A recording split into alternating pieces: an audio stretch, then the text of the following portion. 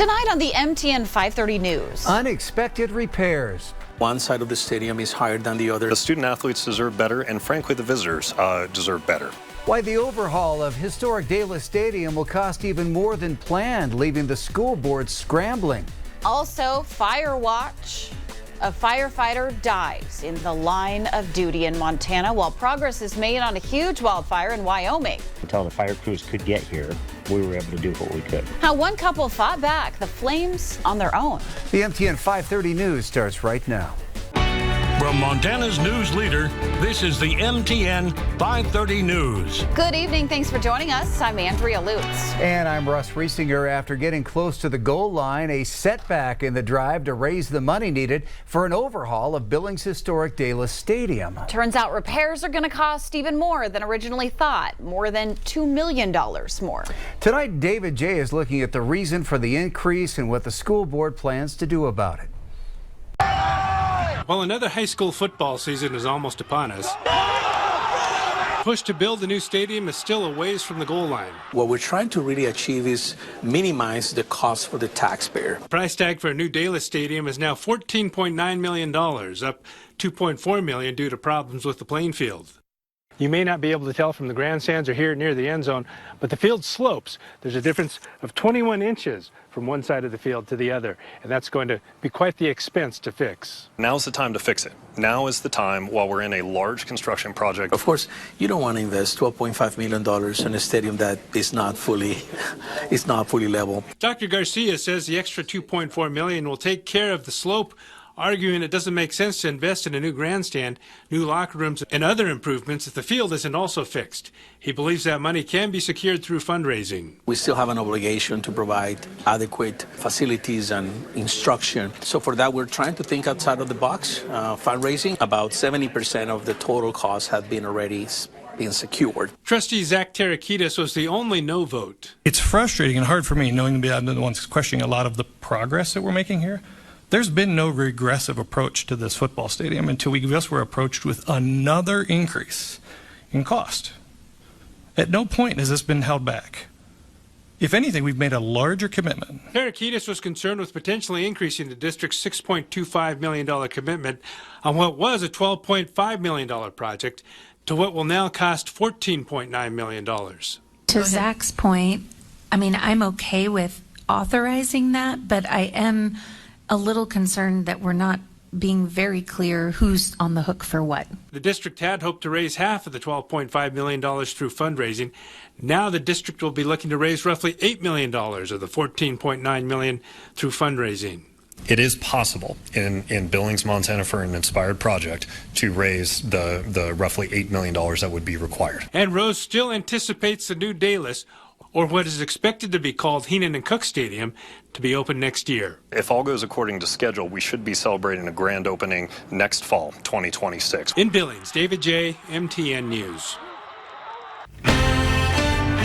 A disturbing discovery on the Yellowstone River tonight. Crews worked to recover a body near the Duck Creek Bridge. The sheriff's office says one of their helicopter pilots spotted the body floating near a sandbar at about 4 this afternoon while returning from a search and rescue operation in Stillwater County. Sheriff Mike Linder says additional equipment was brought in to lift the body from the water. He also said the county had not been aware of anyone reported missing.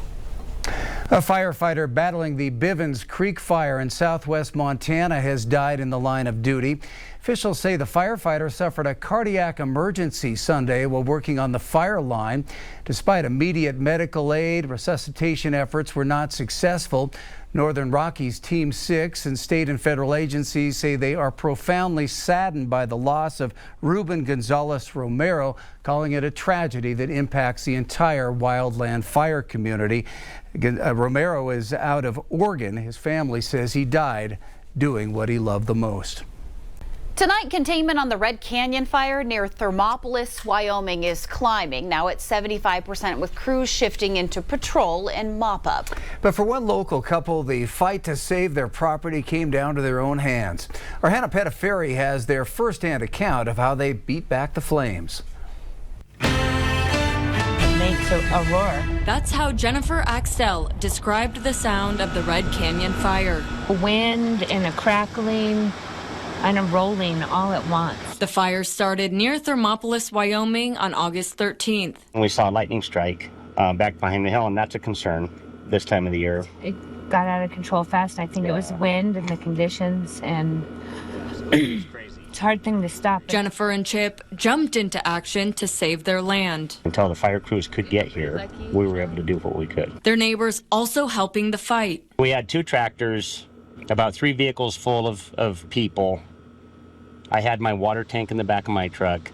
Chip and others cutting their own lines to prevent the fire from jumping. And the next day, we just went to a different place where the fire was threatening, and we cut fire lines around where it was coming to. And the wind playing a pivotal role in the direction of where the fire was going. We were successful in stopping that from coming any further this direction, and it was definitely with help from the wind. Incident Commander Jay Mickey says they now have lines around the fire.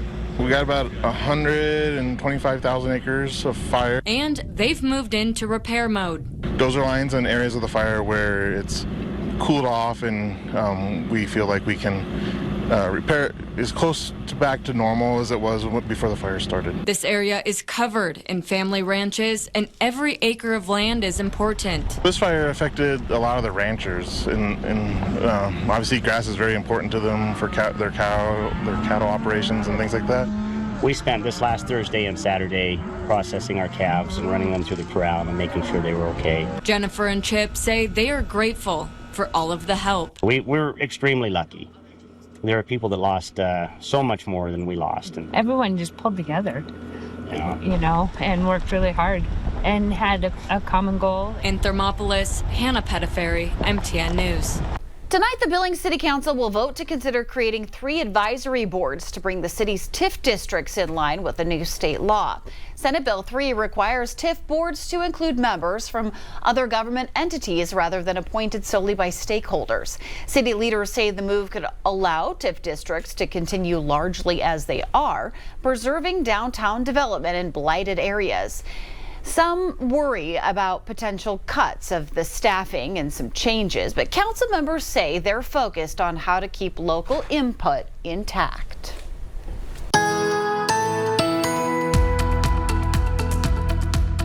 There's a little bit of haze around, but it hasn't been affecting air quality. Live shot with the Stockman Bank weather cam. 84 for the high, 54 for the low. We're right there, close to where the 30-year average is for this time of the year. Notice sunset now at 8:04. The top wind gust all day was less than 20 miles per hour. Statewide temperatures were very similar. Now, we started off rather cool across areas of eastern Montana into the Dakotas, so we only made it to 79 in Baker this afternoon, but contrast that with 94 over in Missoula. Second day in a row, Missoula's been the warmest of the major reporting stations. And the winds around the state, like around Billings, were pretty light. The winds stay light, but the clouds and the chance of rain go up. We'll explain coming up. Well, police continue to investigate an SUV and a Yellowstone County Sheriff's vehicle colliding in Billings. According to Mike Linder, the sheriff, deputies were responding to a medical call. They were traveling on South 27th Street when an SUV pulled out from 10th Avenue South. Linder says the deputy had the right-of-way, couldn't stop, and collided with the SUV. Well, the crash was pretty violent, rolling the SUV, trapping an elderly female driver inside. Firefighters were able to cut her out, and she was taken to the hospital with non-life-threatening injuries. And the road was blocked down for a short amount of time. Linder also says that Billings police now are conducting that crash investigation. A dramatic mountain rescue in the Beartooth is highlighting a unique partnership between Billings firefighters and the Army National Guard. A Billings Fire Department paramedic was part of a search and rescue flight team called in after 3 hikers went missing near Princess Lake.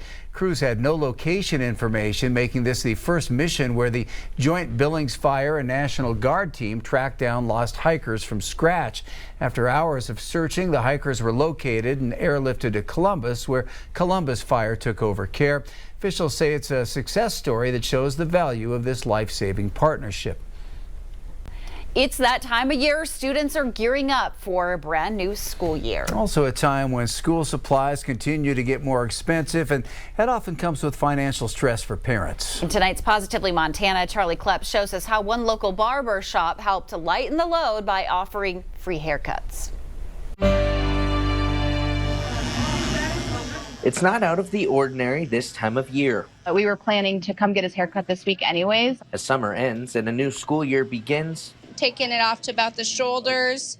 We want like cheek line. Students are looking for that fresh cut for that first day. What grade are you going into? 4th grade? That's awesome. But in a time where life continues to get more expensive every day, It's things you don't think about, like when you don't think about adding into your budget having to go get your kid's haircut. even haircuts can cause parents stress. Especially if you have multiple children and school starting doesn't line up when you get paid, and then I see a lot of parents that struggle to get the little things that kids need every day. But on Monday at the Man Shop, that stress was lifted, as the barbershop offered free back-to-school haircuts from 10 to 2. It's going good. We got tons of people showed up. Barber Ronnie Mountier says she was thrilled with the turnout, knowing herself just how impactful that help can be. I got a couple kiddos myself, so I know how important it is to look nice for school. A fresh look for students. Go ahead and look down a little bit here, sweetie. And some much-needed relief for the parents. It's nice to have this as part of the community. And maybe even some advice along the way. Math? Oh, if you like math, you're going to be so good. Math will take you anywhere in life. In Billings, Charlie Kleps, MTN News.